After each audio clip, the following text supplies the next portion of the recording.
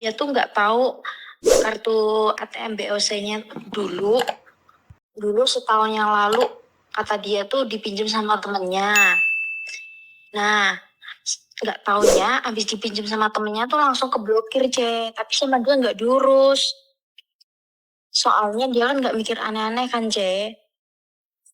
Nah, terus abis itu temen aku tuh kemarin kan ngajuin visa baru kan, nambah majikan gitu, nambah kontrak. Tapi visanya nggak bisa turun. Dianya malah disuruh ke imigrasi, nggak taunya di imigrasi itu udah ada polisi nunggu dia. Terus dia dibawa polisi selama 2 malam itu diinterogasi, segala macem lah pokoknya. Sampai yang dibawa dia itu kayak kartu, segala macem, sama HP itu semuanya disita sama polisi. Sampai uang juga diminta sama polisi gitu. Nah, intinya tuh temennya dia tuh yang dulu itu, yang pakai ATM dia tuh nggak tahu ATM-nya tuh buat apa gitu loh, Katanya tuh buat apa? Buat terima uang gitu loh, tapi dia nggak tahu, nggak ngeh gitu.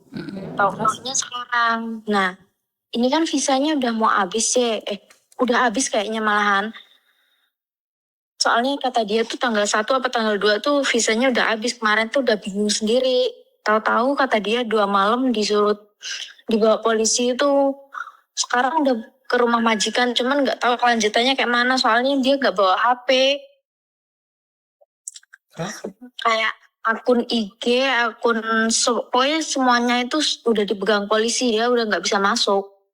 Terus? Terus itu nanti kayak mana ya, Soalnya kan visanya udah habis tuh di sini. Jadi kan dia kan udah kayak OS tuh, Kan harusnya tanya sama agentnya, Dok. Yang proses kan agentnya saat renew itu, Kan saya nggak tahu juga seperti apa. Karena itu kan kasus ATM itu sangat berbahaya sekali. Kalau hari ini kalian nggak ketangkap saat renew, saat extend itu kan pasti ketangkap. Karena itu saya kan bilang, jangan sesekali menyepelekan tentang ATM. Tapi kan kalian masih tetap aja setahun yang lalu padahal edukasinya dari 2018. Berarti kan memang dia nggak pernah nonton konten saya. Bener nggak sih? Ya, itu resikonya. Mau gimana, Dok? Resikonya dia tidak mau nonton konten saya. Orang-orang yang menyepelekan konten-konten saya kan kayak gitu. Padahal sudah berapa ribu orang. Berapa ribu orang. Yang di penjara itu sudah berapa anak. Yang sudah pulang Indonesia itu berapa anak. Jangan meminjamkan ATM kemanapun. Jangan memberikan ATM pada siapapun. Jangan memberikan data kalian pada siapapun. Karena yang masuk penjara itu kalian. Benar gak sih? Iya, dia udah aku bilang kan, kataku kalau kayak gitu kan bahaya gitu kan. Terus kata dia, ya kayak mana dulu kan nggak mikir aneh-aneh, soalnya itu teman deket katanya tuh. Tapi habis pinjam ATM itu nggak dibalikin sampai sekarang kan. Malah ATM dia tuh dia mau masuk nggak bisa, tapi dia kan nggak mikir aneh-aneh itu aja. Ya udah kalau nggak bisa ya udah gitu. Nah, saya selalu bilang, jika kalian sudah mendengarkan konten saya dan kalian merasa ATM kalian tidak ada di tanganmu, laporan sama bank. Selesai kok masalahnya. Jika dia kenal dari dulu nih kontennya Miss Yuni, saya rasa gak ada masalah. Karena dia sendiri gak nonton, Dok. Iya, Iya kan? Iya. Kamu sendiri di rumah sakit, kamu nonton aku. Kenapa temenmu gak nonton? Kan seharusnya kalau waktu itu kamu di rumah sakit terus kasih tahu info, ATM-mu di mana? Apa dipinjam teman? Cepat laporan. Mungkin dia gak ditangkap hari ini, Dok. Iya, Dia nggak mau paling. Karena itu kan saya sangat cerewet sekali toh. Sekarang sudah ditangkap, nggak ada yang bisa kita lakukan. Apa yang bisa kamu lakukan? Nggak ada. Kecuali dia pasrah. Mau apa lagi? Nggak ada solusinya. Nggak ada solusinya bagi kalian yang ATM-nya sudah dipakai orang. Karena itu bagi kalian yang ATM-nya dipakai orang, dipinjam temanmu, segera melapor pada bank agar bank bisa memblokir. Jadi seandainya ada sesuatu pada kalian, bank sudah tahu kamu diblokir. Jangan bilang minjemin teman deket lah, teman baik lah. Nggak ada teman baik. Nggak ada teman baik kecuali uang. Karena mereka memanfaatkan itu. Jangan pernah percaya dengan teman baik. Tetangga sendiri aja bohong. Tetangga sendiri aja bohong, saudara sendiri aja bohong, suami aja bohong. Iya, Apalagi Cek. teman. Paham maksud saya? Paham. Terus itu nanti berarti dia dipulangin ke Indonesia ya, Cek? Nggak semudah Apa? itu, Nduk. Nggak bilang dipulangin atau enggak. Apakah dia di penjara atau enggak, itu pertanyaannya. Kalau dipulangin pasti dong. Tapi masalahnya di penjara apa enggak, itu pertanyaannya aja. Iya, soalnya kan kemarin kan udah 2 malam Di udah penjara. di penjara gitu. Kata dia tuh ya kayaknya ya sambil Kok mati? Saya sudah mengingatkan berkali-kali intinya. Kok mati ketutul berarti? Intinya ya seperti itu ya teman-teman ya. Jadi saya nggak tahu harus berbicara apa. Kok mati, Dok? dalam Kok mati? nggak tahu mati sendiri. Iya, soalnya anaknya kayak kena mental gitu loh, Jess. Selama 2 malam kan di situ diinterogasi gitu kan. Nah di situ tuh kayak semuanya ditanyain tentang ATM-nya kemana-kemana, terus sampai ditanyain nomornya yang temennya itu yang ngambil ATM dia itu udah dikasih, terus sampai suruh buka baju juga, diliatin semuanya gitu loh, Jess. Jadi kayak kena mental sekarang anaknya. Sebenarnya kena mental masih diperiksa aja, itu di BAP aja, Dok. Yang kena mental tuh saat masuk penjara, sayang. Karena Dia itu nggak udah masuk, bercanda. Jess. Udah masuk, kata dia tuh kan. Belum, itu belum masuk penjara itu. Itu bukan penjara. Itu Tapi bukan cerita dia penjara. tuh kayak gitu loh, Cek. Dia tuh Bukan.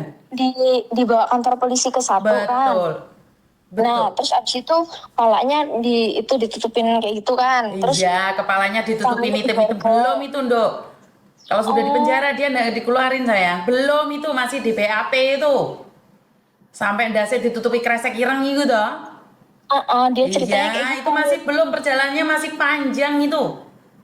Hah? Masih panjang itu, tangannya dikecek, dilebok neneh, ditokne, dilebok neneh. Maka itu jangan minjemi ATM. Nggak ngeri dah sama kalian dengar saya ngomong. Masih panjang itu, sayang. Ini kena mental lah lo. Kemana apa nggak dari kemarin-kemarin belajar. Dia bilang kayak gini, aku yang di kantor polisi yang kedua itu ada kamar-kamar kayak sel gitu, tidurnya di alas tiket doang. Kalau untung aku pakai jaket, kata dia kayak gitu kan. Tetap aja, Dok, itu masih belum. Itu belum. Itu belum sidang. Nanti masuk di persidangan, kalau memang iya dikecek atau enggaknya saya nggak tahu. Masih panjang itu ceritanya, sayang. Karena itu jangan sok tahu, jangan sok ngerti ngasih ATM sendiri pada orang. Karena nyawa kita yang akan dihabisi. Jangan sok deket, jangan sok baik karena teman. Nggak bisa saya kasih tahu, rasakan aja. Saya sudah bilang dari dulu. Tapi saya setiap hari tidak lelah berdoa buat kalian. Ngerti nggak? Iya, aku juga kaget dia nelpon kayak gitu kan. Dia nelpon pakai nomor baru, soalnya nomornya kan semuanya dipakai sama dipegang polisi, Dok. Di Hong Kong itu nggak ada. Semua device itu dipegang oleh polisi. Nggak ada satupun yang punyamu. Ngerti nggak? Iya, Cek. Ada yang lain lagi? Berarti itu nanti dia masih tetap dipanggil polisi lagi ya, kayak kalau Kira-kira kayak gitu. kasusnya dia sudah selesai belum? Ya belum kayaknya sih orang. Pastinya dipanggil nggak? Ya paling. Nggak. Soalnya semua kayak uang kayak yang dibawa kemarin kan dia kan bawa uang, bawa dompet segala macam kan ditahan semua. Iya, itu jaminan.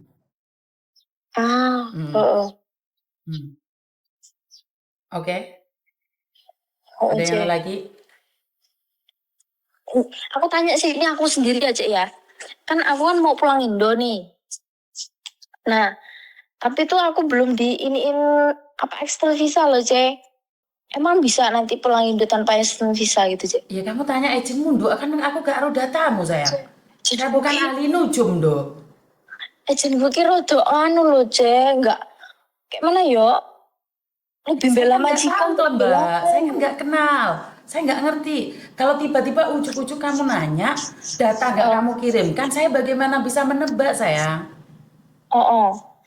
Soalnya aku juga bingung, soalnya kan majikan bilangnya extern, tapi sampai sekarang nggak ada kayak panggilan apa-apa ke imigrasi gitu. Iya, karena saya nggak pegang datamu. Bagaimana saya bisa ngecek kamu? Saya bukan agentmu. Minimal kalau tanya kirim data ke saya, baru saya cek, oh seperti ini mbak, seperti itu, seperti ini. Nah saya nggak pegang data, bagaimana saya tahu, Cek? Oh, aja. Heeh. Ada yang lain lagi?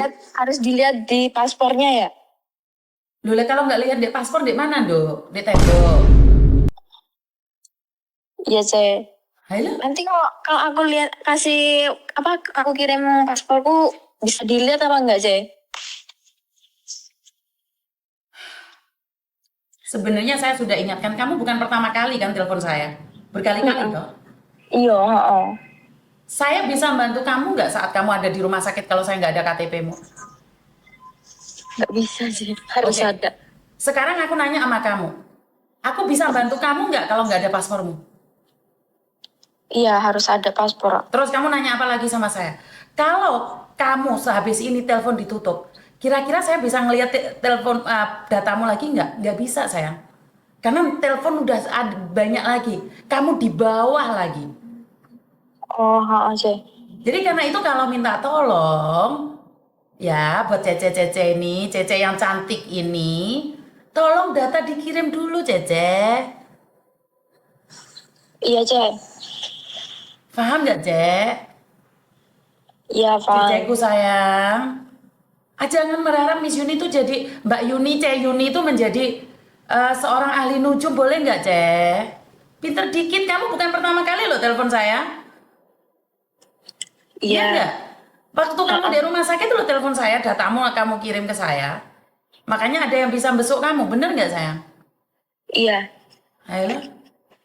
Tiba-tiba kamu nanya visa. Lah bagaimana saya bisa lihat visa? Heeh, Cek. Ada yang lain lagi? Udah nggak ada. Terima kasih. Iya, makasih, Cek. Saya tuh bingung sama kalian, selalu meminta saya jadi ahli nujum. Emosi saya itu. Aduh, kok bisa-bisanya sih selalu meminta saya untuk menjadi ahli nujum? Hah? Nggak bisa, Mbak. Saya itu bukan ahli nujum. Kasih saya data, baru kalian tanya. Isu-isu pancing emosi ya. Kenapa, Mbak? Kenapa ya? Aku bisa tolong.